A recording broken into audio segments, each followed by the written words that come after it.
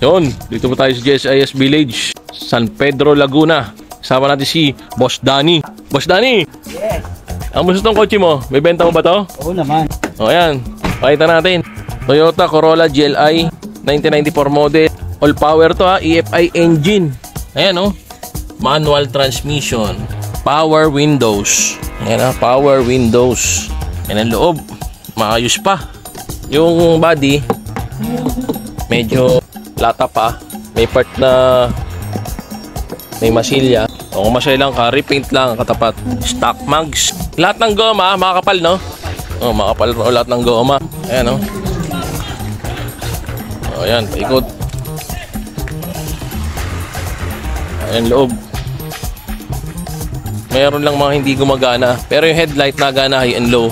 Busina hindi nagana. Tinisting ko yung stereo. Yan, hindi nagana. Ano pa? Hazard, signal light, hindi nagana. Pero yung bintana, dalawa dito sa harap, nagana. Yung dalawa dito sa likod, hindi nagana. Ayan. Running condition po ito ha. Tahimik ang makina. O sige, start natin boss. Para makita nila.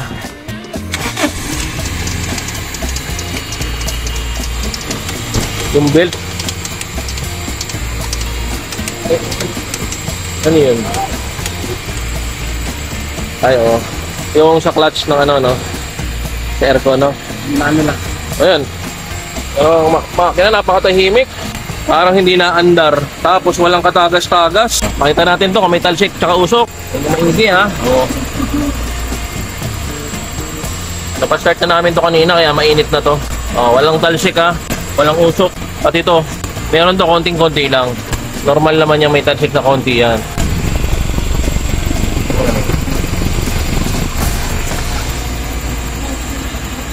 Tapos, power steering yan. FI engine po ito ha, 4AFE. Yan, all power. Nakasimota, air filter. Halos bago pa yung battery niya, Motolite. Saan mo nadadala to? Long drive ba to? Batangas. Batangas, ang biyahe. Okay lang, ang rehistro expired tapos wala siyang aircon. Pero pwede naman raw ano, yung dati may-ari no, pa-aayos aircon. Freon. Freon lang kaya? Okay kayo ano, compressor? Okay yung compressor. O yan, pakita natin yung bubong. Hindi pa to. Napakatahimik yun. Kamusta? Wala mausok. Mga goma niyan no, mga kapal. Yung tuyo oh, hindi naglalangis. Powder lang siya, hindi siya langis. Presyo boss? 65 only. O, 65k sa kanya. Kung gusto nyo tumawad, pwede pa, konting-konti raw. Pero bigyan nyo ng pang Jollibee yung ahente. Siyempre. Bahala na kayo kung ano yung bukal sa puso nyo. Huwag nyo kakalimutan ahente. Plus, meron pa sila dito na pinabebenta yung Nissan Banet na 1995 model, power steering, power windows. 30k lang. Ayan o, 30k. Okay. Lagay ko yung number ko ha. Pag interested kayo, tawag na lang para mabilis ang usapan. Tagaytay ng Pinamad lang yun siguro. Ayan o, ayan yung Banet ho.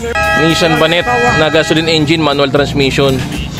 1995 model, running condition. 30k lang raw yan. Hindi natin mapastart, wala kasing battery. Tapos hindi pa natin alam kung original ang papel nito. Pag interested kayo, alamin namin. Tawag lang kayo sa akin. Basta ito eh, ano, iniwan dito. Ano pinagawa dito, Mang Paul? Parang condition lang. Ano ba siya? Para na-stock gano'n? Pinandar? Sinabit, kaya lang, yung driver niya, nung umulan, tumaas na uminor. Tapos, sinakbo, nakatapak sa krap. Tumusok ng amoy, dito niya, pinuntahan ko. Kaya pa tumakbo ang garbit. Kaya ang pwedeng ano niyan, pero pwede pa tumakbo yung clutch para na. Okay na yung clutch. Naayos na. Sa clutch pala yung problema. Ibig sabihin, naayos na yun, Mang Paul. Pag na, alam mo, lalagyan ng battery, okay na. Tapos yung pintuan, yung bintana. Oo. Yung mechanism. Hindi, yung ano lang, yung tawag nito. Power, yung motor. Ano ba? Power windows? Power window. Power windows pala eh. Katulad sila yung motor. Ang gagawin ko sana dyan nga, tinanggal ko ng takip ng motor, lalagay ko bakal para magagawin, pamihit na lang. Kabilaan, sira yung motor. Yun ang ginagawa dyan. Oo, kasi 95 na to eh. Kaya power steering na to, tsaka power windows eh. Nakaiba ni ilaw, di ba? Saka lang, pakita ko lang yung loob. Pakita ko sa inyo yung loob. Ayan ang harap oh. Yung maigi. Ayan oh.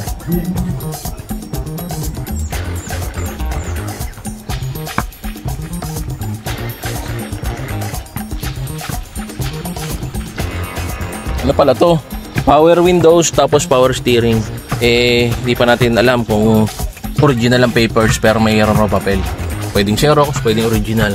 Pag interested kayo, alamin natin. Battery wala eh. Yan ang loob niya. Kompleto raw upuan nito. Meron pa doon sa likod. 30k lang. Presyo na may-ari ito ha. Pwede kayong tumawad. Basta bahala lang sa ahente. Lalagay ko yung number ko para usap agad. Ayan ang likod.